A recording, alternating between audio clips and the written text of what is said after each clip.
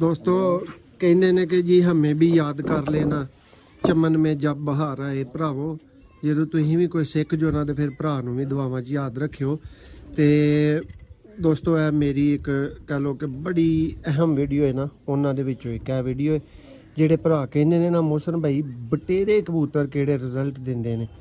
ऐ तुहाडा भरा तुहानू सिर्फ इसलिए कबूतर वहा रहा अल्लाह नू हाज़र नाज़र जान के ताकि तुसीं यार इंज दे बटेरे नहीं छड्डने किते भी लभ जान तुहानू ए बटेरा नहीं जे छड्डना। मूँह वेख लो, मोहरा वेख लो, कलर वेख लो, धुप च वेख लो, ठीक है कबूतर है नहीं जे छड्डने, ठीक है। हुण कटिया इहदा पर लेकिन इहदे पर दी चौड़ाई देखो, इहदा कागज़ देखो, खबारी कागज़ तो बरीक, दुम देखो, पंजा देखो, ठीक है। ते ऐ जी भाई इहदा फ्रंट